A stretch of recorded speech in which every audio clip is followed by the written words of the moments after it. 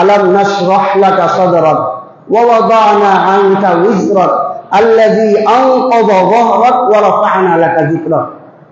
এই যে ওয়া রাফা'না লাকা যিকরাক, হে নবী, আপনার আলোচনা আমি সমুন্নত করেছি।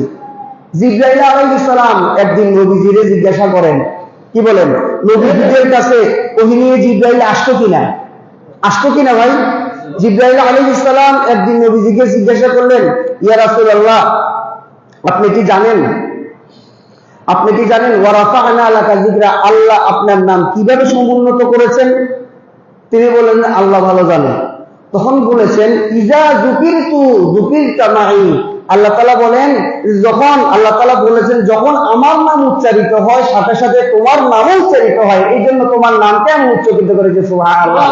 কালিমা মে নামাজু মে ইকামত মে আযামে, কালিমা মে নামাজু মে ইকামত মে আযামে, হায় নামে এলাহি সে মিলা নামে মোহাম্মদ, হায় নামে এলাহি সে মিলা নামে মোহাম্মদ।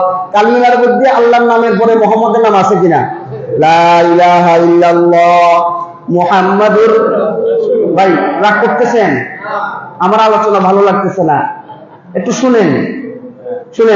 মা ইম্মাদাহতু মুহাম্মাদান বিমাকালাতি, কবি বলেন, মা ইম্মাদাহতু মুহাম্মাদান বিমাকালাতি লাকিন মাদাহতু মাকালাতি বিমুহাম্মাদি।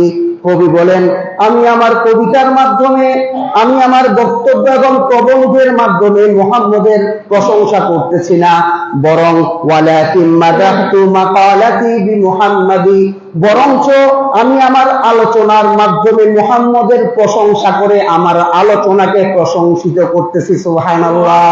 মুহাম্মদের প্রশংসা করার যোগ্যতা আমারে নাপাক জবানে নাই, কিন্তু মুহাম্মদের প্রশংসা করে আমার প্রশংসা আমি বাড়াইতেছি। সুবহানাল্লাহ, সুবহানাল্লাহ। এজন্য শেখ সাদি রহমাতুল্লাহ বলেন, লা ইউমকিনু সানাউ কামা কানা হাক্কুহু বা'দা খুদা বুজুর্গতুহি কিসসা মুখতাসার। নবীজির প্রশংসা করে শেষ করা যাবে না, হক আদায় করে প্রশংসা করা যাবে। প্রতিটা জুমায় সারা বছর 52টা সপ্তাহে যদি নবীজির সিরাতের আলোচনা করে, মিলাদের আলোচনা করে শেষ করা যাবে না। তিনি বলেন, আমি আলোচনা হক আদায় করে আলোচনা করতে পারবো না, কিন্তু একটা কথা বলতে পারি, বাহাদাস খোদা বুজুর্গতুহি কিসসা মুখতাসার, আল্লাহ তাআলার পরে সৃষ্টির সেরা তুমি সবচেয়ে সম্মানিত, এটাই সংক্ষিপ্ত কথা। ঠিক কিনা বলেন?